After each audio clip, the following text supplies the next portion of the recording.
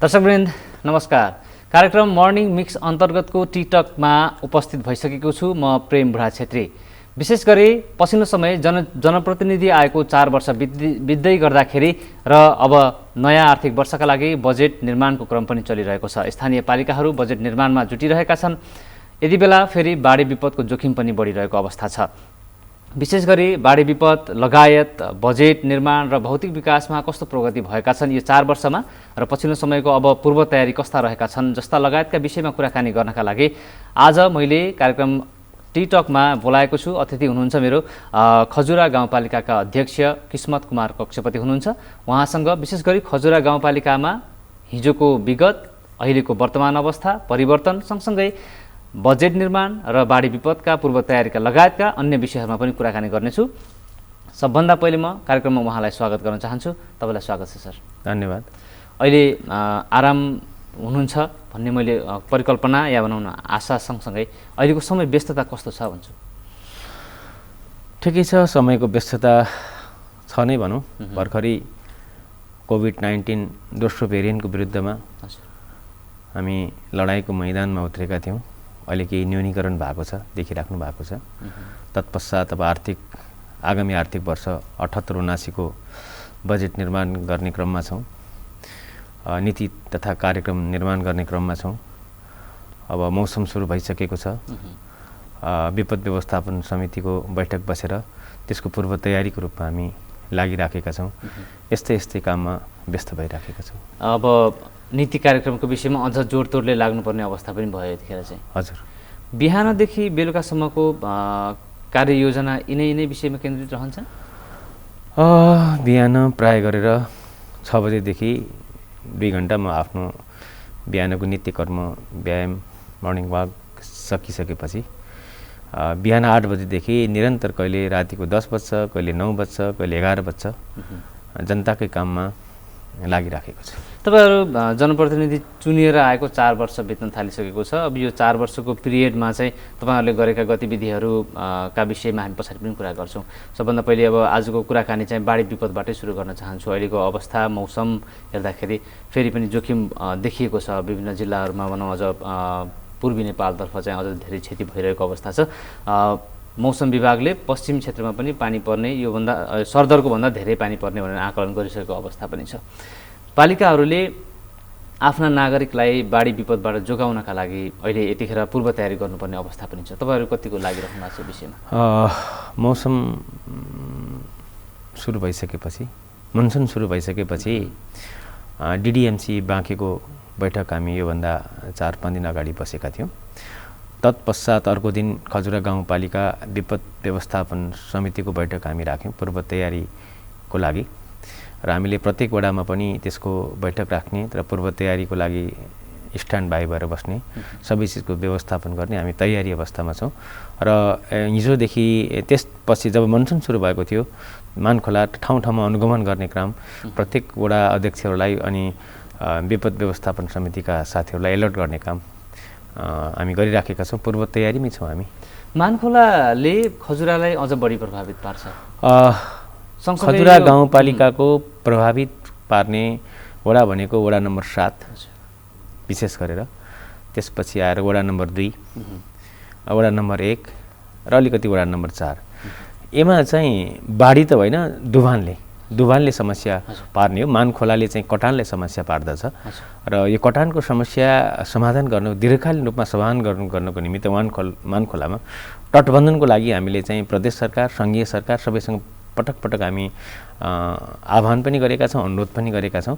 तर अहिले चाहिँ छिटो मनसुन सुरु भएको हुनाले यसको तयारीको लागि हाम्रो विपद व्यवस्थापन समिति तयारी अवस्थामा हामी बसेका छौँ। अध्यक्ष, जस्तो यो खजुरामा विशेष गरी साना खोलाहरूले पनि जस्तो छेनमा आउने र त्यो खोलाहरूले पनि त्यहाँको बजारहरूलाई प्रभावित बनाइरहेको अवस्था पनि छ। त्यसको व्यवस्थापन अहिलेसम्म हुन सकेको छैन। त्यो त पेनारी नाला, किरण नाला यिनीहरू चाहिँ हिउँद महिनामा एक थोपा पानी पनि हुँदैन, बर्खामा चाहिँ भेला हुने हो र बढी पानी पर्यो भने अलिकति प्रवेश हुन्छ। त्यसको चाहिँ व्यवस्थापनको लागि त अब चाहिँ अस्थायी नै हो। अब त्यहाँ तटबन्धन गर्ने कुरो पनि भएन। यिनी साना खोलाहरू हुन्। खास समस्या त हामीलाई मानखोलाकै समस्या हो। मानखोलाको तटबन्धन गर्न सकियो भने दायाँतिर चाहिँ खजुरा गाउँपालिका पर्छ, यतातिर उतापट्टि बर्दियामा चाहिँ तपाईँको बर्दियातल गाउँपालिका पऱ्यो हामीले दुवैतर्फमा तटबन्धनको व्यवस्थापन गर्न सकियो अनि त्यसको न्यूनीकरण त्यसको निराकरण त्यही नै हो होइन भने प्रत्येक वर्ष कटानले र दुफानले चाहिँ समस्या गर्दै आएको कुरो यो चाहिँ वर्षौँदेखि चलिआएको छ। त्यसको जस्तो तपाईँहरूले भन्नुभयो नि जस्तो आफ्नो नागरिकहरूले त्यो किसिमको जस्तो मानखोलाबाट दुःख पाइराख्नु भएको छ, तपाईँहरूले त्यसलाई तटबन्धन गर्नका लागि चाहिँ प्रयास पनि गरिराख्नु भएको होला, सम्बन्धित निकायबाट त्यसको सुनवाई नभएको या केही कामहरू भइरहेको अवस्था होइन? प्रत्येक वर्ष केही रकमहरू त आउँछ, 10-20 लाख 20-50 लाख आउँछ, त्यो होइन यसो बृहत योजना ग्रान्ड एउटा प्रोजेक्ट अनुसार हामीले यसलाई व्यवस्थित गर्न सक्यो भने त फास्ट ट्र्याकमा होला, होइन भने वर्षमा चाहिँ 10-20 लाख 20-50 लाख 1-1.5 करोडको योजनाले तटबन्धन त फास्ट ट्र्याकमा निर्माण हुँदैन। तसर्थ यो चाहिँ स्थानीय सरकारको बजेटले पनि भ्याउँदैन, विशेष गरेर अब चाहिँ सङ्घीय सरकारले नै यसलाई व्यवस्थापन गरेर छिटोभन्दा छिटो तटबन्धनको व्यवस्थापन गर्न सक्यो भने दुवैतिरको समस्या समाधान हुन्छ। यसले बाँके र बर्दियाको दुवै जिल्लाको समस्या हो। म अस्ति मात्रै पनि हेर्न गएको थिएँ, तपाईँको चाहिँ कटानले चाहिँ ठुलो समस्या त्यहाँ गरेको छ दुवैतर्फ। अब यो बाढी विपदका बेलामा एउटा अलि राम्रो भनेको जस्तो मानवीय क्षति न्यूनीकरण गर्नका लागि चाहिँ पूर्व सूचनालाई चाहिँ अलिकति प्रभावकारी बनाउन सक्यो भने नागरिकहरूलाई सचेत बनाउन सकिन्छ समयमै, र बाढी आइहाल्यो भने पनि त्यसबाट बचाउन सकिन्छ भनिन्छ। यहाँहरूले आफ्ना नागरिकहरूलाई त्यो बाढीबाट अप्ठ्यारो नपरोस् या समस्या नपरोस् भन्नका लागि उहाँहरूलाई पूर्व सूचना दिने माध्यमहरू कसरी प्रयोग गर्नु भएको छ? हामीले प्रत्येक वडालाई अलर्ट गराएका छौँ। जुन दिन अस्ति बेस गरी पानी परेको थियो म साइडमा पनि गएको थिएँ, मानखोला हेर्नको लागि पनि गएको थिएँ। मैले त्यहाँको फोटोहरू सबै लिएर पुलका फोटोहरू सबै लिएर चाहिँ सामाजिक सञ्जाल पनि अपडेट गरेको थिएँ त्यहाँ पूर्व सूचनाको लागि। हामीले सूचना सम्प्रेषण गरेर प्रत्येक वडालाई अलर्ट गरेर त्यसरी हामी चाहिँ गर्ने व्यवस्थापन गरेका छौँ। जस्तो अब यो एसएमएस आउने सुविधा या भनौँ न त्यस क्षेत्रका नागरिकहरूलाई एसएमएस पठाउने सुविधा हुनसक्छ, मानखोलाको पानी चाहिँ सतहभन्दा माथि बढ्दै गएको सूचनाको विषयमा चाहिँ सूचना त तपाईँको डिडिएमसीले पनि यसको व्यवस्थापन गरेका छ अनि चाहिँ त मौसम शाखाले पनि त्यसको हामीलाई चाहिँ प्रत्येक गाउँपालिकाको मेलमा एसएमएस गर्ने, हामीले सूचना प्रवाह गर्ने, यसरी पूर्व तयारीको साथ हामी बस्न सक्छौँ। यो व्यवस्थापनमा हामी लागेका छौँ। राहत र उद्धारका लागि भनौँ न पुनर्स्थानका लागि या उहाँहरूलाई चाहिँ समयमै तपाईँहरूको उपस्थिति त्यहाँनिर देखाउनका लागि त्यसको पूर्व तयारी पनि चलिरहेको छ। रेस्क्यु गर्नको लागि त हाम्रो प्रशस्त छ, रेस्क्युको लागि समस्या छैन। अनि राहतको लागि पनि जङ्क फुडहरू चाहिँ ड्राई फुडहरू तयारीको अवस्थामै छ, हामी जति बेला पनि लिन सक्छौँ, त्यसको समस्या भएन। राहतको लागि पनि त्यो कुनै रकम हामीले विनियोजित गरिसकेका छौँ, कुनै पनि बेला हामीले मार्केटमा चाहिँ एभाइलेबल छ, उपलब्ध छ, यसको लागि समस्या होला जस्तो मलाई लाग्छ। भनेपछि नागरिकहरूले सही रूपमा भनौँ न तपाईँहरूको उपस्थिति समयमै पाउनुहुन्छ यदि त्यो भएको खण्डमा चाहिँ। त्योभन्दा अगाडि चाहिँ नागरिकहरूले अब पूर्व तयारी तपाईँहरूको छँदैछ, स्वयं नागरिकहरूले या तपाईँकै वडावासीहरूले यो बेलामा चाहिँ कस्तो कुरामा ध्यान दियो भने यो बाढी विपद या न्यूनीकरणबाट या उहाँहरूलाई जोखिमबाट बचाउन सकियो? अनि यो त भनौँ न अब सामाजिक सञ्जाल नहेर्ने नागरिक नै छ जस्तो मलाई लाग्दैन, सबैले हेर्नुहुन्छ, टिभी रेडियो सुन्नुहुन्छ, टिभीले प्रत्येक दिन मौसमको बारेमा अनुमान गरिदिन्छ। सबै कुराहरू हामी सामाजिक सञ्जाल मार्फत, रेडियो टिभीबाट मार्फत, पत्र पत्रिका मार्फत पनि नागरिक आफै सचेत हुनुपर्छ र मलाई लाग्छ सचेत हुनुहुन्छ उहाँहरू सबैजना। किनभनेपछि अहिले दुनियाँ परिवर्तन भइसकेको छ, यो मानेमा पनि त्यति साह्रो समस्या नहोला भन्ने हाम्रो अनुभव। अब यो बाढी विपदको कुराहरू प्रसङ्गपछि कोभिडको प्रसङ्गमा जान चाहन्छु। नेपालमा पहिलो लहर र दोस्रो लहर आइसकेपछि अहिले धेरै कुराहरू सिकाइ पनि भयो, धेरै कुराहरू भनौँ न भन्दाखेरि मानिसहरूको ज्यान बढी जाने पछिल्लो समयमा बढी देखियो। यहाँको अनुभव कस्तो रह्यो यो बिचमा पहिलो लहर र दोस्रो लहरमा सङ्क्रमित या भनौँ आफ्ना नागरिकहरूलाई सुरक्षित बनाउनका लागि यो कोरोनाको लागि जुन उहाँहरूलाई चाहिँ सहज रूपमा रोगसँग लड्नका लागि तपाईँहरूले गरेको योगदानको कुराहरू अनुभव चाहिँ कस्तो रह्यो तपाईँलाई? कोभिड-19 विरुद्धको लडाइँमा पहिलो चरणमा पहिलो लहरमा हामी नयाँ विषयवस्तुमा प्रवेश गरेका थियौँ। तैपनि पहिलो लहरमा मलाई लाग्छ खजुरा गाउँपालिका मात्रै होइन, देशभरका 753वटा स्थानीय तहका जनप्रतिनिधिले महत्त्वपूर्ण भूमिका खेल्नु भएको थियो। तपाईँहरू हामी बिचबाट त्यो छिपेको छैन र स्थानीय तहका जनप्रतिनिधिहरूले खेलेको भूमिकालाई प्रदेश सरकार, सङ्घीय सरकार सबैले प्रशंसा नै गरेको छ। र खजुराको सवालमा भन्नुहुन्छ भने हामीले चाहिँ प्रत्येक वडामा थुप्रै चाहिँ क्वारेन्टाइन निर्माण गऱ्यौँ। हाम्रा जनप्रतिनिधिहरू राति 12 बजे 1 बजे भारत र नेपालको सीमामा रुपेरियामा पुगेर जनताहरू ल्याएर क्वारेन्टाइनमा राख्ने काम गर्नुहुन्थ्यो। अत्यन्त बिहानदेखि साँझसम्म अहोरात्र खट्ने काम भयो र दोस्रो भेरिएन्ट जब आयो, जब त्यो जो दोस्रो भेरिएन्टको विरुद्धको लडाइँमा क्वारेन्टाइन खोल्ने अवस्था आएन, हामीले आइसोलेसन केन्द्र, त्यसलाई कोरोना विशेष अस्पताल भनिन्छ, त्यो आइसोलेसन केन्द्रको सवालमा हामीले चाहिँ बाँकी जिल्लामा खजुरा गाउँपालिकाले सबभन्दा पहिले 50 बेडको आइसोलेसन केन्द्र अक्सिजन सिलिन्डर सहितको, हामीले 40 बेडको जनक शिक्षा सामग्री केन्द्र वडा नम्बर 7 मा र 10 बेडको चाहिँ आइसोलेसन केन्द्र हामीले चाहिँ राधापुर स्वास्थ्य चौकीमा वडा नम्बर 1 मा खोलेका थियौँ। दुवैवटा आइसोलेसन केन्द्रमा हामीले चाहिँ मेडिकल अधिकृत स्वास्थ्य कर्मीहरू अक्सिजन सिलिन्डर सहितको हामीले व्यवस्थापन गरेका थियौँ। खजुराको आइसोलेसन केन्द्रमा हामीले चाहिँ खजुराको क्यान्सर अस्पतालसँग कोअर्डिनेट गरेर हामीले कहीँ कतै पनि अक्सिजनको कमी हुन दिएनौँ।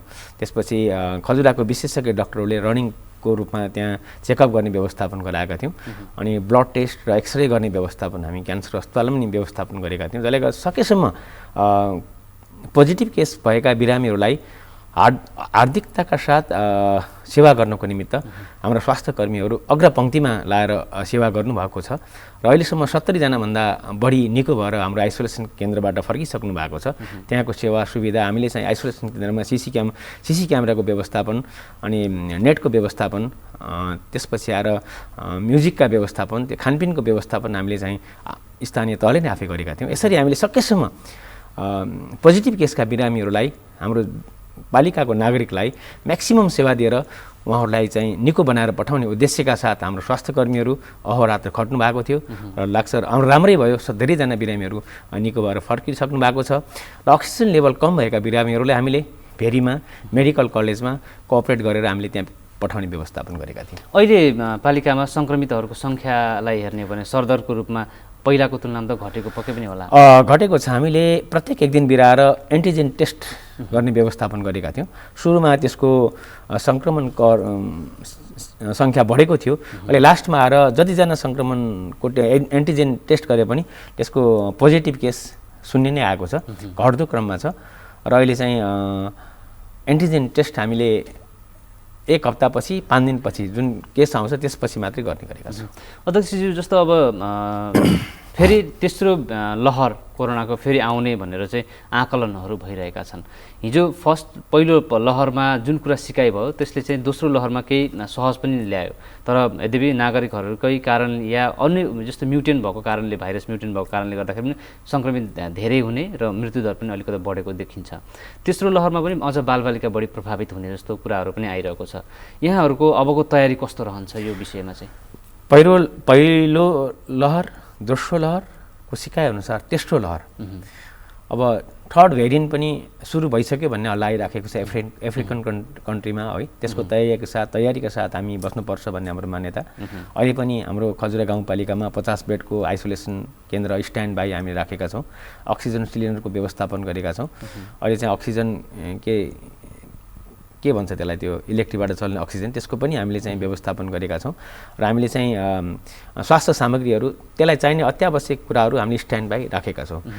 तेस्रो भेरिएन्टको विरुद्धको लडाइँमा लड्नको निमित्त र खजुरा गाउँपालिकाको नागरिकलाई, सङ्क्रमित नागरिकहरूलाई व्यवस्थित उपचार गर्नको निमित्त हामी तयारी अवस्थामा नै छौँ र त्यो तयारीका साथ हामी स्ट्यान्ड बाई छौँ। यो अवस्थामा भनौँ न, जस्तो पहिलो लहर सुरु भइसकेपछि दोस्रो लहर आउनुभन्दा अगाडि नागरिकहरूमा एक किसिमको चाहिँ अब कोरोना केही पनि छैन भने जस्तो गरेर सङ्क्रमित दर घट्दै जाँदाखेरि सामान्य रूपमा जीवनयापन गरिरहेको अवस्थामा फेरि दोस्रो लहर सुरु भएको थियो। अब पछिल्लो समयमा फेरि दोस्रो लहर पनि यो कम हुँदै गएको अवस्था देखिन्छ तथ्याङ्कहरूले हेर्दाखेरि। तर अब छिमेकी देश भारतमा पनि अक्टोबरसम्म भनौँ न, अबको 2-3 महिनापछि फेरि तेस्रो लहर सुरु हुनसक्छ भन्ने कुराहरूको आकलन आइरहेको अवस्था छ। प्रत्यक्ष रूपमा नेपालीहरू त्यहाँ जाने आउने कुराहरू भइरहँदाखेरि हाम्रो नेपालमा पनि सङ्क्रमितहरूको सङ्ख्या घटबढ त्यसरी पनि अलिकति प्रभाव परिरहेको अवस्थामा तेस्रो लहरबाट जोगिनका लागि अब यो अवस्थाबाटै हामीले पूर्व तयारी सँगसँगै नागरिकहरूले अपनाउनु पर्ने स्वास्थ्य सावधानी पनि जरुरी छ होला जस्तो लाग्छ तपाईँलाई? होइन, हामी पहिलो लहर पार गरिसकेपछि दोस्रो लहरमा प्रवेश गर्दा केही कमजोरी भएकै हो। हामीले स्वास्थ्य नियमहरू पालना गरेनौँ, लापरवाही गऱ्यौँ। जस्तै लकडाउनकै कुराहरू व्यवस्थित भएन, ठुल्ठुला चाहिँ कार्यक्रमहरू भए, जसले गर्दाखेरि त्यसमा चाहिँ हामीले संयमता अपनाउन सकेनौँ। अब चाहिँ दोस्रो लहर, पहिलो लहरको स्टपपछि अब चाहिँ कोरोना आउँदैन कि भन्ने त्यो खालको वातावरण भयो। टाइममै हामीले त्यसलाई कन्ट्रोल गर्न सकेको भए यति धेरै नागरिकको मृत्यु हुने थिएन जस्तो मलाई लाग्छ। नागरिकको मृत्यु हुने कारण के छ भनेपछि सबभन्दा पहिले सिरियस भइसकेपछि मात्रै अस्पतालमा जाने प्रवृत्ति भयो क्या, नम्बर 1 अलिकति लापरवाही। नम्बर 2 मा चाहिँ आत्मबलको कमजोरी पनि भयो। नम्बर 3 चाहिँ अक्सिजन नपाएर पनि नागरिकको मृत्यु भएको छ। तपाईँको हाहाकार हेर्नुहोस् न, तपाईँको चाहिँ अक्सिजनको हाहाकार, सिलिन्डरको हाहाकार हुँदा पनि हामीले चाहिँ अति जोडतोडका साथ हामीले सिलिन्डरको व्यवस्थापन गरेका थियौँ। तसर्थ तेस्रो भेरिएन्टको कुरो छ। अब हामी पहिलो सङ्क्रमण पश्चात जुन दोस्रो भेरिएन्ट आयो त्यो बिचमा जुन लापरवाही भयो, अब यो बिचमा तेस्रो भेरिएन्टको कार्यक्रम उसमा आउने बेलामा हामी एकदम सचेतताका साथ लापरवाही नगरिकन हामी स्ट्यान्ड बाई रहनुपर्छ भन्ने मेरो अनुभवले मलाई यो सिकायो। अध्यक्षजी, जस्तो अब यो अहिले कोरोनाकै महामारीकै बेलामा भनौँ न, अब धेरै क्षेत्र प्रभावित छन्। व्यावसायिक क्षेत्र, पर्यटन क्षेत्रदेखि लिएर शिक्षा क्षेत्र पनि त्यसमा अछुतो रहन सकेन। अब नयाँ शैक्षिक सत्र सुरु हुने भनेर भइरहेको बेलामा कोरोनाको महामारी चलिरहेको अवस्था छ। बालबालिकाहरूलाई शैक्षिक गुणस्तर बढाउनका लागि या भनौँ न शिक्षामा अझ जोड दिनका लागि यो बेलामा पालिकाले कस्तो भूमिका निर्वाह गर्दैछ? यो शिक्षामा अत्यन्त महत्त्वपूर्ण प्रश्न हजुरले राख्नु भएको छ। पहिलो सङ्क्रमण कालमा पनि खजुरा गाउँपालिकाले वैकल्पिक शिक्षाको विभिन्न उपायहरू हामीले अपनाएका थियौँ। जस्तै एफएमबाट, अनलाइनबाट, विविधबाट, त्यसपछि आएर पाठ्यक्रम छपाईबाट, पुस्तक छपाई गर्ने काम पनि गऱ्यौँ हामीले पठाउने, होइन। र विभिन्न वैकल्पिक शिक्षा प्रणाली अपनाए पनि त्यति प्रभावकारी हामीले महसुस गरेनौँ। र अस्ति भर्खरै शिक्षा समितिको बैठकले हामीले चाहिँ प्रहरको खजुरा गाउँपालिकाको 64वटा विद्यालयको प्रहरको भेला र शिक्षा समितिको बैठकले अबको वैकल्पिक शिक्षा प्रणालीलाई कसरी लैजाने र कसरी चाहिँ विद्यार्थीहरूको शैक्षिक स्तर उकास्ने, यसमा हामीले बृहत छलफल गरिसकेपछि अब हामीले निर्णय गरेका छौँ आइसिटी विधि प्रयोग गरेर अनलाइन मार्फत हामीले चाहिँ पठन पाठन गर्ने भनेर हामीले सफ्टवेयर चाहिँ खरिद गरेर त्यो सफ्टवेयर मार्फत हामीले चाहिँ अब भोलि पर्सिबाट हामी 65वटा विद्यालयका शिक्षकहरूलाई आइसिटी विधि प्रयोग गरेर पठन पाठन गर्नको निमित्त हामी ट्रेनिङ गर्दैछौँ। त्यो ट्रेनिङ सम्पन्न भइसकेपछि अब हामीले चाहिँ प्रत्येक विद्यालयमा नेट जोड्ने र विद्यार्थीहरूलाई कसरी चाहिँ त्यसको व्यवस्थापन गर्न सकिन्छ हामीले चाहिँ त्यो सबै लगानी चाहिँ स्थानीय सरकार खजुरा गाउँपालिकाले गर्दछ। हामीले संस्थागत विद्यालय प्लस सामुदायिक विद्यालय दुवै विद्यालयहरूलाई चाहिँ अबको वैकल्पिक चाहिँ शिक्षा प्रणाली भनेको आइसिटी विधि प्रयोगबाट अनलाइन मार्फत चाहिँ पठन पाठन गर्ने, कक्षा सञ्चालन गर्ने यो उद्देश्यका साथ हामी अगाडि बढेका छौँ। विद्यार्थी जोडिने कसरी? विद्यार्थी कसरी जोडिन्छ भने जुन विद्यार्थीको हातमा यो चाहिँ टिभी मोबाइलहरू हुँदैन उहाँहरूलाई चाहिँ हामीले चाहिँ स्कुललाई सेन्ट्रलाइज गर्छौँ है। त्यो स्कुलमा हामीले चाहिँ आइसिटी स्मार्ट बोर्ड अनि चाहिँ तपाईँको प्रोजेक्टर हैन लगायतको व्यवस्थापन गरेर एउटा विद्यालयमा प्रत्येक कोठामा हामीले चाहिँ सामाजिक दूरी कायम गर्दै ती विद्यार्थीहरूलाई हामी व्यवस्थापन गर्छौँ। भनेपछि हातमा मोबाइल नहुने, त्यो व्यवस्था नहुने या नेटको सुविधा नहुनेहरू चाहिँ विद्यालयमा भौतिक दूरी कायम गरेर आउनु, भौतिक दूरी कायम गरेर आउँछ। अरू चाहिँ घरमा बसेर हेर्न सक्नुहुन्छ, जसको घरमा चाहिँ नेटको व्यवस्थापन छ, ल्यापटप छ, मोबाइल छ, उहाँले घरमा हेर्न सक्छ। अदरवाइज हामीले चाहिँ त्यस्तो नहुनेहरूलाई विद्यालय ठाउँ 8वटै वडामा रहेका एउटा विद्यालयलाई सेन्ट्रलाइज गरेर हामी त्यो विद्यालयमा नेट जोड्ने, त्यसपछि त्यहाँ प्रत्येक विद्यालयमा कम्प्युटर अप टु डेट छँदैछ। जुन विद्यालयमा कम्प्युटर छ त्यहाँ 50-60वटा भन्दा कम्प्युटर भएका विद्यालय हामीसँग छन्। 2-2वटा नमुना माध्यमिक विद्यालय छन्, माध्यमिक विद्यालयहरू छन्, क्याम्पसहरू छन्, त्यसलाई हामी त्यही हिसाबले व्यवस्थापन गर्ने हामीले प्रयास गरेका छौँ। निकै राम्रो प्रयास भइरहेको रहेछ, जानकारीको पनि भयो। र अब यो एउटा शिक्षा क्षेत्र र कोरोना सँगसँगै पछि अब अर्को महत्त्वपूर्ण विषयतर्फ लैजान्छु तपाईँलाई।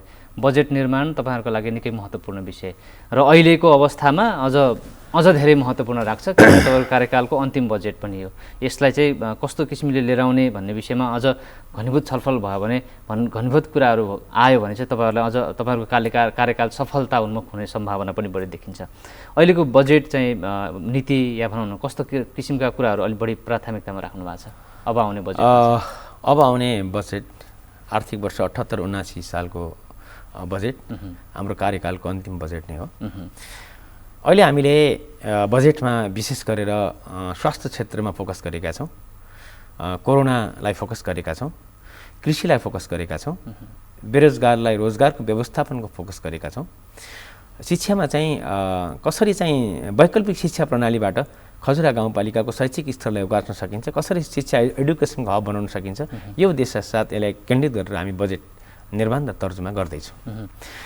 यहाँनिर समस्या के देखिरहेछ, अहिले चाहिँ लास्ट भएको हुनाले अपुरो योजनाहरू, अधुरा योजनाहरू पूर्ण गर्नुपर्ने हाम्रो बाध्यता रहन्छ। जस्तै हाम्रो अपुरो योजनाहरू, गौरवको योजना अन्तर्गत तपाईँको सभागृह, मदन भण्डारी बहुउद्देश्य सभागृह, यो चाहिँ करिबन 7.5-8 करोडको प्रोजेक्ट हो। यसलाई सम्पन्न गर्नको निमित्त कम्तीमा पनि 3 करोड चाहिँ यसलाई लगानी गर्नुपर्ने हुन्छ। शीत भण्डार, यो पनि 9-10 करोडको प्रोजेक्ट, यसमा 2-3 करोड लगानी गर्नुपर्ने हुन्छ। अर्को प्रशासनिक भवन पनि पुरा गर्नुपर्ने हुन्छ। हाम्रो खजुरा गाउँपालिकाको प्रशासनिक भवन बागमती नगर वडा नम्बर 3 मा बन्दैछ, 6.5 बिघा जग्गाभित्र। विविध कारणले शिक्षा मन्त्रालयबाट यसको चाहिँ समय सीमाभित्र प्रक्रिया पुरा नभएको हुनाले गत वर्ष मात्रै यसको प्रक्रिया पुरा भएर हामी प्रशासनिक भवन निर्माण गर्दैछौँ। यसरी अपुरो योजनाहरू सम्पन्न गर्नको निमित्त पनि हामीले थुप्रै बजेट लाग्नुपर्ने अवस्था यहाँनिर छ। र जति खजुरेली जनताले आकाङ्क्षा अपेक्षा गरेका कुराहरू बजेटले नसमेटिएलान्, किनभनेपछि हामीले खजुरालाई समृद्ध बनाउने सवालमा 15 वर्षभित्रमा समृद्ध खजुरा बनाउने भन्ने उद्देश्यका साथ हामीले चाहिँ 15 वर्षीय आवधिक योजना पनि तयार गरिसकेका छौँ। त्यो आवधिक योजनालाई गाउँसभाले पारित गरेर क्रियान्वयनतिर हामी लागेछौँ। त्यही आवधिक योजनामा टेकेर हामीले चाहिँ नीति तथा कार्यक्रम र बजेटको तर्जुमा र निर्माण गर्दैछौँ। अब 5 वर्षभित्रमा सबै कुरा पुरा हुने त होइन। खजुरा गाउँपालिकाको 8वटै वडाको प्रत्येक टोलमा बस्तीमा भौतिक पूर्वाधारका कुराहरू, शिक्षा स्वास्थ्यका कुराहरू, कृषिका कुराहरू एकमुष्ट तयार हुने त होइन। 5 वर्षभित्रमा निश्चित सीमा हुन्छ, बजेटका निश्चित चाहिँ रकमहरू हुन्छन्। तसर्थ हामीले कम्तीमा पनि 15 वर्षभित्रमा यी सबै कुराहरू पुरा गर्ने र खजुरालाई समृद्ध बनाउने उद्देश्यका साथ हामीले गत वर्ष बृहत खजुरा सम्मेलन गरेका थियौँ। त्यहाँ देश तथा विदेशबाट 290 जनाभन्दा बढीको सहभागिता थियो। त्यही बृहत खजुरा सम्मेलनको चाहिँ ब्याकअपबाट हामीले चाहिँ एउटा चाहिँ 15 वर्षीय आवधिक योजना तयार गरेका छौँ। त्यो बृहत सम्मेलनले 29 बुँदे घोषणापत्र पनि जारी गरेको थियो। त्यसैमा टेकेर हामीले 15 वर्षभित्रमा बृहत खजुरा र समृद्ध खजुरा निर्माण गर्ने अभियानमा हामी लागेका छौँ। जहाँसम्म अहिले आर्थिक वर्ष 78-79 को कार्यक्रम हो, नीति तथा कार्यक्रम तर्जुमा हामी गर्दैछौँ, तयारीमा हामी छौँ। यसले हामीले विशेष गरेर कृषि, शिक्षा र स्वास्थ्यमै हामीले फोकस गरेका छौँ र स्वास्थ्यलाई कसरी चाहिँ सर्वसाधारण जनतामा पनि स्वास्थ्यको पहुँच होस् भन्ने उद्देश्यका साथ अहिले भर्खरै भनौँ अहिलेसम्मको नेपालको इतिहासमा 7 सालको जनक्रान्तिपछि 62-63 सालको जनआन्दोलन समाउँदाखेरि स्वास्थ्य क्षेत्रमा नेपाल सरकारले नयाँ इतिहास कायम गरेको छ। तपाईँको 350 वटा भन्दा बढी स्थानीय तहमा एकैचोटि तपाईँको 5 बेड, 10 बेड र 15 बेडका अस्पतालहरू बन्दैछन्। खजुरा गाउँपालिकामा 16 करोडको लागतमा 15 बेडको अस्पताल निर्माण गर्ने काम अगाडि बढेको छ। हामीले चाहिँ विदिन चाहिँ 18 महिनाभित्रमा त्यो सम्पन्न गर्ने योजना राखेका छौँ। यसरी चाहिँ कोभिडले गर्दाखेरि पनि नेपाल सरकार, प्रदेश सरकार र स्थानीय सरकारले स्वास्थ्य क्षेत्रमा आधारभूत परिवर्तन गराउने एउटा चाहिँ हामीलाई अवसर पनि मिलेको छ। कोभिडले गर्दाखेरि हामीले चुनौती पनि छ र एउटा अर्कोतर्फ स्वास्थ्यलाई चाहिँ आत्मनिर्भर गराउनु, आफ्नो मुलुकमै स्ट्यान्ड बाई गर्नुको निमित्त एउटा चाहिँ अवसर पनि मिलेको छ। यसरी चाहिँ स्वास्थ्य क्षेत्रलाई हामीले विशेष फोकस पनि गरेका छौँ। भनेको कोभिडले चाहिँ हामीले कस्ता किसिमका समस्याहरू आउँदो रहेछन् स्वास्थ्य क्षेत्रमा, हामीले हिजो नगरेका तयारीहरू अहिले गर्ने अवसर। तपाईँ अहिले भेरी अस्पताल नै हेर्नुहोस् न, हिजोको भेरी अस्पताल हेर्नुहोस्, आजको भेरी अस्पताल हेर्नुहोस्। अहिले लास्टमा आएर तपाईँको अक्सिजनको जुन समस्या भयो, अक्सिजनको समस्या तपाईँको एक हप्ता विदिन 1 विकमा चाहिँ हामीलाई चाहिँ समाधान भएको थियो। लिक्विड अक्सिजनका कुराहरू, विभिन्न ठाउँमा अक्सिजन चाहिँ फ्याक्ट्रीहरू खोलिएका छन्, तपाईँको उद्घाटन भइराखेका छन्। यी हरेक कुराहरू जस्तै तपाईँको चाहिँ आइसियु, सिसियुका कुराहरू, भेन्टिलेटरका कुराहरू, सबै उपकरणहरू मा विशेष चाहिँ जोड दिएको छ र यो हामीलाई सिकाइ पनि भएको छ। स्वास्थ्य क्षेत्रमा के गर्नुपर्छ भन्ने कुरो कोभिडले हामीले सिकाइ पनि भएको छ जस्तो मलाई लाग्छ है। सँगसँगै तपाईँहरूले 4 वर्षसम्मको कामलाई पनि अलिकति पछिल्लो समय 2 वर्ष त प्रभावित नै भयो फेरि? होइन, कोभिडले गर्दाखेरि 2 वर्ष एकदम प्रभावित भयो। होइन भने हामीले चाहिँ गौरवको योजनाहरू बनाएका थियौँ खजुरा गाउँपालिकाले। प्रत्येक वर्ष 16 किलोमिटर बाटाहरू कालोपत्री गर्ने, बहुउद्देश्य सभागृह, 500 क्यापेसिटीको अत्यन्त सुविधा सम्पन्न सभागृह हो। त्यसपछि खेलकुद ग्राम, जहाँ हाम्रो चाहिँ 4 बिघा जग्गाभित्र यो 57 करोडको प्रोजेक्ट हो। औद्योगिक ग्राम यो 32 करोडको प्रोजेक्ट हो। होइन, त्यसपछि आएर शीत भण्डार, यो पनि यो गौरवको योजना हो। यो पनि चाहिँ 10 करोड को प्रोजेक्ट यसरी हामीले चाहिँ 11वटा गौरवको योजनाहरू अगाडि सारेका थियौँ। त्यो रोकिएको छ यो कोभिडको कारणले गर्दाखेरि समय सीमाभित्र यो चाहिँ शीत भण्डार अनि चाहिँ यो चाहिँ खेलकुद ग्राम औद्योगिक ग्राम त बहुवर्षीय योजना अन्तर्गत पर्दछ। यो लाग्छ 5-7 वर्ष 2-4 वर्ष लाग्छ। यसरी कोभिडको कारणले गर्दाखेरि हाम्रा ठुला प्रोजेक्टहरूमा प्रभावित हुन गयो, कालापत्रे बनाउने बाटाहरूमा प्रभावित भए, समय सीमाभित्र काम गर्न सम्पन्न गर्न सकेनौँ। यसरी 2 वर्ष हामीले चाहिँ ठुलो ह्याम्पर गर्यो, जसले गर्दाखेरि हामीले जनताको बिचमा 2074 साल असार 14 गते निर्वाचित हुनुभन्दा अगाडि हामीले 101 बुँदे घोषणापत्र लिएर जनताको बिचमा गएका थियौँ। 3 वर्ष पश्चात हामीले कति काम गर्यो त भनेर चाहिँ 3 वर्ष कार्यकालको मूल्याङ्कन गर्दाखेरि हामीले 68वटा बाचाहरू पुरा गरिसकेका रहेछौँ। बाँकी कुराहरू पुरा गर्नको निमित्त हामीले अब आगामी वर्षमा जोडतोडका साथ लागेका छौँ र त्यही त ती कुरा 101 बुँदे प्रतिबद्धता पत्र पुरा गर्नको निमित्त यो कोभिडको कारणले 2 वर्ष अलिकति हामीले गरेकै हो। त्यही पनि हामी प्रयत्नशील छौँ। खजुरा गाउँपालिका व्यावसायिक कृषि उत्पादनको हिसाबले पनि चिनिन्छ। त्यहाँका कृषकहरूले चाहिँ जुन किसिमको उत्पादनहरू बजारमा ल्याइराख्नु भएको छ, तपाईँहरूले यहाँ हामीसँग कुराकानी गर्दै गर्दाखेरि उहाँहरूको आशा अपेक्षा पनि हुन्छ यो बजेटसँग उहाँहरूलाई सम्बोधन गरेर कस्ता कुराहरू समेटिँदैछन्? हामीले गत वर्षदेखि जब कोभिडको पहिलो सङ्क्रमण पश्चात हामीले कृषिमा पनि विशेष फोकस गरेर कृषिको बजेट पनि हामीले चाहिँ बढाएका थियौँ। हामीले विशेष गरेर कृषिमा नै रोजगार गर्नको निमित्त विदेशबाट फर्केका युवाहरूलाई बेरोजगार युवाहरूलाई रोजगारको व्यवस्थापन गर्नको निमित्त हामीले कृषिमा थुप्रै अनुदान पनि वितरण गरेका थियौँ। एउटा प्याकेज प्रोग्राम पनि हामीले ल्याएका थियौँ। जस्तै अब सहुलियत ऋणका कुराहरू छन्। हामीले राष्ट्रिय वाणिज्य ब्याङ्कसँग चाहिँ महिलाहरूको लागि 1.6% र पुरुषको लागि 2.6% ब्याज दरमा चाहिँ वाणिज्य ब्याङ्क र चाहिँ खजुरा गाउँपालिकाको चाहिँ सम्झौता पनि भइसकेको अवस्था यही प्रोसेसमा छ। यो कोभिडको कारण विविध कारणले गर्दाखेरि यसले चाहिँ फास्ट ट्र्याक हुनु त सकेको छैन, त्यही पनि हामीले व्यवस्थापन हामीले गरेका थियौँ। र कृषिमा चाहिँ खास गरेर हामीले चाहिँ पकेट कार्यक्रमहरू जस्तै भैँसी पकेट, गाई पकेट, विविध कार्यक्रमहरू, त्यसपछि आएर तरकारी खेतीका कुराहरू छन्, अनि कृषि उपकरण औजार अनुदानका वितरण गर्ने कुराहरू 60-40 का प्रोग्रामहरू, विविध कार्यक्रमहरूले चाहिँ हामीले चाहिँ कृषिमा राखेका थियौँ। र गत वर्ष यो चालु आर्थिक वर्षमा प्रदेश सरकार, सङ्घीय सरकार र स्थानीय सरकारबाट विनियोजित कृषिको रकमलाई एकमुष्ट हामीले गाबेर अलिक प्रभावकारी होस् भनेर कृषिमा, पशुमा जस्तै हामीले यी कार्यक्रमहरू चाहिँ समावेश गरेका थियौँ।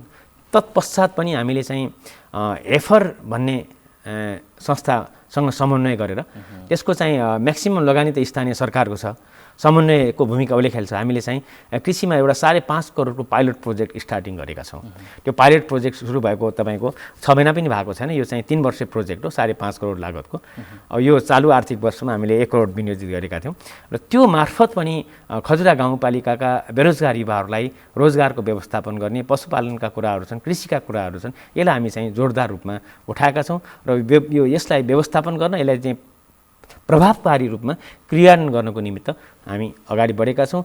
जुन रूपमा प्रभावकारी हुनुपर्ने हो कोभिडको कारणले गर्दाखेरि हुन सकेको छैन। फेरि अध्यक्षज्यू, जस्तो अब भनौँ न किसानले उत्पादन गरेका सामग्रीहरूको सही बजार व्यवस्थापन नहुँदाखेरि पनि उत्पादन भएका चिजहरूले बजार नपाउँदाखेरि उहाँहरूलाई चाहिँ आफूले परेको जुन मेहनत हुन्छ त्यसको मूल्य पनि नपाउँदाखेरि निराश हुनुपर्ने अवस्था पनि छ। विशेष गरी यो अझ स्थानीय बजारहरूमा हाट बजारहरू लगाएर उहाँहरूलाई नै सामग्री प्रत्यक्ष रूपमा उपभोक्तासम्म पुर्याउने भनौँ न, मैले भन्न खोजेको बिचौलियाहरूले जुन भूमिका खेलिरहेको छन्, त्यसले गर्दाखेरि असल किसानहरू जसले मेहनत गर्छ उसले चाहिँ सही रकम पाउन नसक्दाखेरि निराश हुनुपर्ने अवस्था पनि छ। पालिकाले यसतर्फ के ध्यान दिन्छ? हाम्रो मुलुकमा मुख्य समस्या भनेको बजारीकरण नै हो, मार्केटिङकै हो। यो मार्केटिङको व्यवस्था हामीले गर्न सक्यौँ भने वास्तविक किसानले राहत पनि पाउँदो रहेछ। यो मार्केटिङको व्यवस्थापन हामीले चाहिँ ग्रिन सिटी प्रोजेक्ट मार्फत गर्न खोजेको। ग्रिन सिटी तपाईँले सुन्नुभएको होला, यो एउटा ग्रान्ड प्रोजेक्ट हो। यो United Nation of South south cooperation र खजुरा गाउँपालिकाको बिचमा ग्रिन सिटीको बारेमा उज्बेकिस्तानको राजधानी तास्केन्टमा सम्झौता भइसकेको छ। यसको चाहिँ ग्रिन सिटीको पाइलट प्रोजेक्ट स्टार्ट हुनको निमित्त सुरु गर्नको निमित्त यसको चाहिँ 5वटा चरण पार गर्नुपर्छ। ती 5 चरणमध्ये हामीले 3 चरण पार गरिसकेका छौँ है। अब United Nation of South South कोअपरेसनका विज्ञ टिमहरू खजुरामै आएर 1 हप्तासँग बसेर यहाँको अनुगमन अनुसन्धान गरिसकेपछि हामीले त्यो फर्स्ट चरण त्यो हो। सेकेन्ड चरणमा हामी चाहिँ युसी भन्ने सहरमा गयौँ चिनको, त्यहाँ गएर त्यहाँको अनुगमन अनुसन्धान गऱ्यौँ, त्यहाँका विज्ञसँग हामी बसेर छलफल गऱ्यौँ मोडालिटीको बारेमा। तेस्रोमा चाहिँ मार्च 15मा चाहिँ बेजिङमा प्रोग्राम थियो, त्यहाँ कोभिडले डिस्टर्बेन्स गर्यो। अहिले पनि हामी अनलाइन मिटिङमा छौँ, अनलाइन सम्पर्कमा छौँ। अहिले पनि यो चालु आर्थिक वर्षमा प्रोजेक्ट आएको छ, कार्यक्रम आएको छ। त्यसपछि चिनको कार्यक्रम थियो। यसरी 5 चरण पास पार भइसकेपछि यसको पाइलट प्रोजेक्ट सुरु हुने हो। कोभिडले गर्दाखेरि हामी फेरि 2 वर्ष पछाडि धकेल्यौँ। यसले गर्दाखेरि यो ग्रिन सिटी भनेको एउटा चाहिँ व्यवस्थित सहरको परिकल्पना, यसले विशेष गरेर कृषिमा जोड गरेको छ। यसको चाहिँ अत्याधुनिक तरिकाले कृषि गर्ने किसानहरूलाई एउटा चाहिँ सामूहिक खेतीमाले विश्वास गर्छ र त्यसले चाहिँ उन्नत जातको बिउ बिजनदेखि लिएर कृषि उपकरणदेखि सबै कुराको मार्केटिङ बजारीकरणको व्यवस्थापन सबै टोटली चाहिँ यसले ग्रिन सिटी यो चाहिँ 2 अरबभन्दा हाराहारीको एउटा ठुलो प्रोजेक्ट हो। यसमा थुप्रै दात्री संस्थाहरू जोडिएको छ, युएनओ एसएससी, त्यसपछि वर्ल्ड फुड प्रोग्राम, युएनडिपी लगायत थुप्रै चाहिँ प्रोजेक्ट जोडिएको छ। बिस्तारै सहज हुँदैछ बिस्तारै। अब यसलाई अब चाहिँ तपाईँको यो कोभिडले गर्दाखेरि हाम्रो चाहिँ सुरु हुने भइसक्ने प्रोजेक्ट 2 वर्ष ब्याक भइदियो। अहिले हामी चीन नगइकन त्यहाँको विज्ञसँग छलफल नगरिकन त्यो स्टेप पार नगरेसम्म हामीले चाहिँ त्यसको पाइलट प्रोजेक्ट स्टार्ट गर्न सक्दैनौँ। समस्या यहाँनिर आएको छ। अब अर्को कुरा जोडाउन, यो प्राविधिक शिक्षाले चाहिँ धेरै युवाहरूलाई रोजगार बनाउन पनि सजिलो हुन्छ। तपाईँहरूले जनप्रतिनिधि भएर आइसकेपछि रोजगारका कुराहरू पनि गर्नुभएको छ। युवाहरूलाई स्वरोजगार बनाउनका लागि प्राविधिक शिक्षामा कतिको जोड दिनुभएको छ? साँच्चै भन्नुपर्दाखेरि बाँके जिल्लामा खजुरा गाउँपालिका यस्तो गाउँपालिका हो जहाँ 2-2वटा प्राविधिक धारको विद्यालय हामीसँग छ, 2वटा नमुना माध्यमिक विद्यालय हामीसँग छ। एउटा ज्ञानोदय नमुना माध्यमिक विद्यालय जहाँ इन्जिनियरिङतर्फको प्राविधिक धारको पढाइ भइराखेको छ 9 कक्षादेखि। अर्को चाहिँ जनता नमुना माध्यमिक विद्यालय जहाँ कृषितर्फको प्राविधिक धारको पढाइ हुन्छ 9 कक्षादेखि। प्लस हामीले चाहिँ गत वर्ष रामपुर विश्वविद्यालयको आङ्गिक क्याम्पस प्राकृतिक स्रोत व्यवस्थापन कलेज भनेर चाहिँ हामीले खजुरामा सुरुवात गरिसकेका छौँ। बिएससी एजीको पढाइ सुरु भइसकेको छ, त्यसले पनि सपोर्टिङ गर्छ। अब चाहिँ बिएससी एजी पढ्नको निमित्त खजुरा गाउँपालिकाका विद्यार्थीहरू चाहिँ रामपुर क्याम्पस जानु पर्दैन। यो भेगका तपाईँको थुप्रै जिल्लाका विद्यार्थीहरू अब चाहिँ बिएससी एजी खजुरा क्याम्पसमा पढ्दै हुनुहुन्छ। यसरी थुप्रै अब इन्जिनियरिङ प्रोडक्ट प्राविधिक धारको थुप्रै विद्यार्थीहरू हाम्रो ज्ञानोदयबाट प्रोडक्ट भइरहेछ। जनता सन्तकोटीमा भएको जनता नमुना माध्यमिक विद्यालयबाट प्रोडक्ट भइराखेको छ। हामीले प्राविधिक धारलाई विशेष जोड पनि गरेका छौँ। हामीले चाहिँ मधेस क्षेत्रमा पनि हाम्रो चाहिँ साबिकको गाविस रनियापुर, उड्रापुर र सोनपुर जहाँ मधेसी र मुस्लिम बाहुल्यता भएको गाविस अहिलेको वडा नम्बर 5, 6, 7, 8 त्यहाँ पनि एउटा प्राविधिक धारको विद्यालय खोल्नुपर्छ भनेर एउटा चाहिँ भवन हाम्रो निर्माण भइसकेको छ। र फेरि एउटा गाउँपालिकामा एउटा प्राविधिक विद्यालय बनाउने नेपाल सरकारको नीति तथा कार्यक्रम अन्तर्गत हामी कहाँ 2वटा भइसकेको छ। त्यसको लागि अलिकति हामीलाई चाहिँ समस्या परेको कुरा म तपाईँलाई निवेदन गर्न चाहन्छु। अब अर्को कुरा भनेको यो लक्षित वर्गका कार्यक्रमहरूलाई पनि अझ बढी भनौँ न उनीहरूको उत्थानका लागि, त्यो लक्षित वर्गलाई पनि माथि ल्याउनका लागि चाहिँ पालिकाहरूले निकै प्रयास पनि गरिरहेको अवस्था छ। तपाईँहरूको पालिकामा लक्षित वर्गका कार्यक्रमहरू कस्ता रहे? हामीले लक्षित वर्गका कार्यक्रम थुप्रै सञ्चालन गऱ्यौँ। सिलाइ कटाइदेखि लिएर गुडिया बनाउनेदेखि लिएर विभिन्न कार्यक्रम चाहिँ तपाईँको दलितहरूका कार्यक्रम, त्यस जनजातिका कार्यक्रम थुप्रै भयो। तर हामीले चाहिँ यो लक्षित वर्गको कार्यक्रम उपलब्धिमूलक होस् भन्ने हिसाब किताबका साथ हामी अगाडि बढेका छौँ। जस्तै भनौँ न, हामीले थुप्रै सिलाइ कटाइका ट्रेनिङ 6-6 महिना 7-7 महिनाको गऱ्यौँ। तर ट्रेनिङ सिद्धियो। ती ट्रेनिङ लिएका महिला अथवा पुरुषले आफ्नो पेसा गर्नु पऱ्यो क्या, त्यो व्यवसाय पेसा गर्नु पऱ्यो। त्यसको लागि हामीले एउटा चाहिँ नयाँ प्रोजेक्ट पनि ल्यायौँ। जस्तै मुख्यमन्त्री ग्रामीण विकास कार्यक्रम अन्तर्गत हामीले चाहिँ कम्तीमा पनि 30 जना महिलालाई रोजगारको व्यवस्थापन गर्नको निमित्त हामीले सिलाइ कटाइ इन्डस्ट्री सुरु गरेका छौँ। जुन झोला हुन्छ प्लास्टिक झोला उन्मूलन गर्नको निमित्त कपडाको झोला सिलाइदिने कार्यक्रम भइराखेको छ। हामीले यसलाई पनि कोभिडले हामीलाई प्रभाव पार्यो। हेर्नुहोस्, हामीसँग अहिले पनि 17,000भन्दा बढी 20,000भन्दा बढी झोला स्टक हामीसँग छ। त्यसको बजारीकरण हुन सकेको छैन। यो चाहिँ कोभिडको कारणले थुप्रै क्षेत्रमा हामीलाई चाहिँ ह्याम्पर बनाएको छ। मार्केटिङ छैन। अब चाहिँ कोभिड मार्केट नै बन्द भएपछि झोला कहाँबाट बिक्छ? तसर्थ हामीले चाहिँ लक्षित वर्गका कार्यक्रमहरू चाहे जुनसुकै क्षेत्रमा होस्, त्यो लक्षित वर्गको कार्यक्रम उपलब्धिमूलक होस्, त्यसको आउटपुट आओस्, त्यो हिसाब किताबका साथ अगाडि बढ्नुपर्छ भन्ने सोच र त्यसै अनुसारको हामीले नीति तथा कार्यक्रम तय गर्दैछौँ। भनेपछि अब एउटा भावनात्मक कुरा जस्तो पनि भयो। यो चाहिँ जस्तो तपाईँहरूले काम गर्दै गरिराख्नु भएको छ भने अब यो 4 वर्षको पिरियडलाई फर्केर हेर्दाखेरि चाहिँ मैले जनताको माझमा उहाँहरूलाई सन्तुष्ट बनाउनका लागि चाहिँ प्रयास गरेँ तपाईँलाई लाग्छ? राति सुत्दाखेरि आनन्दले चयनको निद आउने बेला भयो अब चाहिँ? होइन, यो चाहिँ जुन छ नि 4 वर्षको बिचमा यो चाहिँ हामी संहितामा प्रवेश गर्दा गर्दै मैले त भन्छु नि, पहिलो वर्ष हामीले आधार वर्षको रूपमा ल्यायौँ, हेर्नुहोस्, सिकाइको रूपमा ल्यायौँ। पहिलो वर्ष थुप्रै चाहिँ अभिमुखीकरण कार्यक्रम भए, गोष्ठी भए, सेमिनार भए। पहिलो वर्ष हामीले चाहिँ आधार वर्षको रूपमा ल्यायौँ।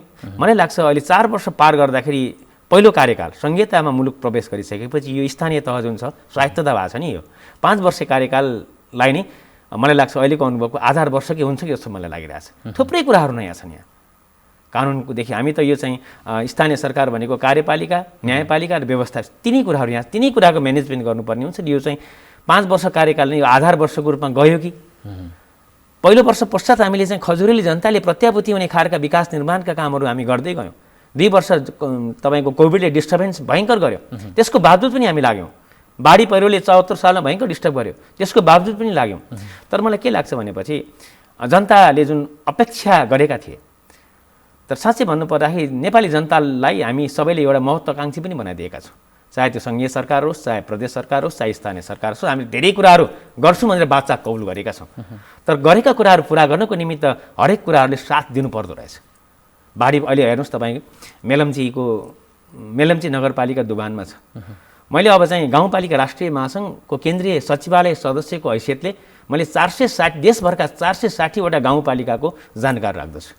460वटा गाउँपालिका के भएको छ कुनाको जानकारी राखेको हुनाले मलाई लाग्छ यो 4 वर्षको बिचमा खजुरा गाउँपालिका 460वटा गाउँपालिकामध्ये एउटा अग्रपङ्क्तिमा आउँछ। किनभने 460वटा गाउँपालिकाका विकास, त्यसका प्रगतिहरू हामीसँग डाटा हुन्छन्, हामीसँग सम्पर्कमा हुन्छौँ। अहिले पनि सिन्धुपाल्चोकको चाहिँ जुगल गाउँपालिकाको अध्यक्ष हाम्रो चाहिँ महासङ्घको केन्द्रीय अध्यक्ष हुनुहुन्छ। जुगल इन्द्रावती गाउँपालिकाको अध्यक्ष हाम्रो चाहिँ सिन्धुपाल्चोकको महासङ्घको केन्द्रीय महासचिव हुनुहुन्छ। उहाँसँग म निरन्तर सम्पर्कमा छु। जुन तुलनात्मक रूपमा खजुरा गाउँपालिका अगाडि छ, तुलनात्मक रूपमा हामीले गरेका छौँ, त्यो छ। एज ए होल महासङ्घको मूल्याङ्कनमा पनि खजुरा गाउँपालिकाले अग्रपङ्क्तिमा काम गरेको छ। यसले चाहिँ 11वटा चाहिँ थुप्रा चाहिँ गौरवको योजनाहरू अगाडि सारेका छन्। तपाईँ विश्वविद्यालय हेर्नुहोस्, लुम्बिनी प्रदेशको प्रदेश स्तरीय विश्वविद्यालय हामी चाहिँ वडा नम्बर 8 रनियापुरमा चाहिँ सञ्चालन गर्दैछौँ। 100 बिघा जग्गा हामीले चाहिँ विश्वविद्यालयले दिने निर्णय गरिसकेका छौँ। त्यसको नापजाँच भइसकेको छ। यो चालु आगामी आर्थिक वर्षमा चाहिँ 10 करोड विनियोजित भएको छ। यो चालु आर्थिक वर्षमा 7 करोड विनियोजित भएको थियो। तर विश्वविद्यालय ऐन नबनेको हुनाले क्रियान्वयन हुन सकेन। अब विश्वविद्यालय ऐन बनिसकेको छ। अब आगामी आर्थिक वर्षदेखि यो फास्ट ट्र्याकमा अगाडि बढ्छ। अब तपाईँहरूको कार्यकाल 1 वर्ष बाँकी छ। हामी कार्यक्रमको अन्तिम चरणमा पनि छौँ।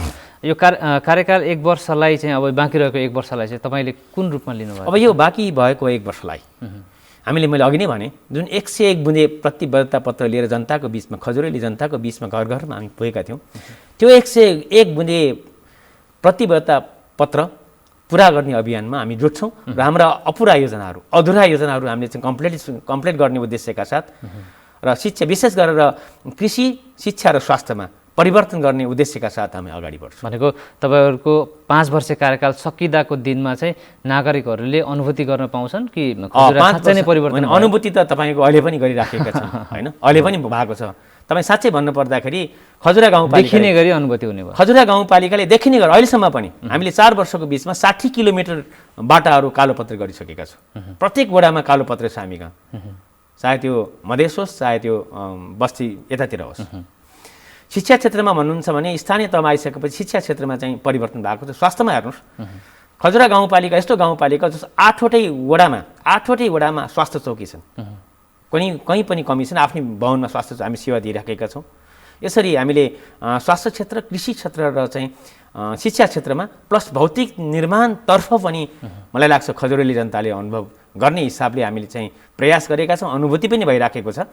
र 5 वर्ष कार्यकाल पुरा हुँदाखेरि 101 प्रतिबद्धता मध्ये केही विचार नहोलान्, नहुने पनि कारण छन्। कोरोनाको कारण, बाढीको कारण, विभिन्न यसले पनि नहोला। तर हामी चाहिँ खजुरेली जनताको हामीले गरेका बाचाहरू पुरा गर्ने उद्देश्यका साथ बाँकी 1 वर्ष कार्यकाल हामी अहोरात्र खट्नेछौँ। यो 1 वर्षको अवधिलाई अझ सम्झना योग्य बनाउनका लागि नागरिकहरूले तपाईँहरूले कस्तो सहयोग गरिदिए हुन्थ्यो जस्तो अनुभव? होइन, अहिले पनि मेरो यो बिचमा 3 वर्ष पुरा हुँदाहुँदै जनतासँग स्थानीय सरकार कार्यक्रम मैले राखेको थिएँ।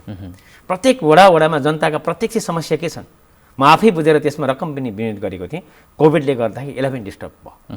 अब हामी यो कार्यक्रम मैले निरन्तरता दिँदैछु र अन्तिम वर्षको सुरुमा, श्रावण मसान्तको सुरुमा हामी जनताको 1 नम्बर वडादेखि 8 नम्बर वडासम्म जनताको बिचमा जाने कार्यक्रम लिएका छौँ। उहाँको समस्या चाहिँ के छ, उहाँका आकाङ्क्षा के छन्, हाम्रो चाहिँ 4 वर्ष कार्यकाल कस्तो भयो, हामी जनताको बिचमा प्रत्येक वडाका जनताको बिचमा अन्तर्क्रिया गर्ने, हामीले समस्याको समाधान गर्ने, मागहरू अन्न स्पोर्टमा समाधान गर्ने, यो कार्यक्रम लिएर हामी जनताको बिचमा फेरि पनि जाँदैछौँ। हस्, हुन्छ। यो आजको कुराकानी म यहीँ टुङ्ग्याउँछु। यो महत्त्वपूर्ण बसाइ, महत्त्वपूर्ण समय उपलब्ध गराइदिनु भएकोमा तपाईँलाई धेरै धेरै धन्यवाद। धन्यवाद। तपाईँको यो महत्त्वपूर्ण नेपाल टेलिभिजन कोलपुरबाट खजुरा गाउँपालिकाको शिक्षा, स्वास्थ्य, कृषि प्लस चाहिँ बाढी पहिरो प्लस चाहिँ कोभिडको बारेमा जुन एउटा चाहिँ जानकारी सम्पूर्ण आदरणीय दाजुभाइ दिदीबहिनीहरूलाई जानकारी गराउने अवसर दिनुभयो, यसको लागि नेपाल टेलिभिजन कोलपुर शाखा लगायत तपाईँको टिमलाई खजुरा गाउँपालिकाको तर्फबाट र म व्यक्तिगत किस्मत कुमार कक्षपतिको तर्फबाट हार्दिक धन्यवाद ज्ञापन गर्दै आभार व्यक्त गर्न चाहन्छु। धन्यवाद। दर्शकवृन्द, आज हामीले टिकटकमा कुराकानी गऱ्यौँ। खजुरा गाउँपालिकाका अध्यक्ष किस्मत कुमार कक्षपति हुनुहुन्थ्यो। उहाँसँग विशेष गरी खजुरा गाउँपालिकाका विकास निर्माण लगायत पछिल्लो गतिविधिहरूका विषयमा केन्द्रित रह्यौँ आजको कुराकानी।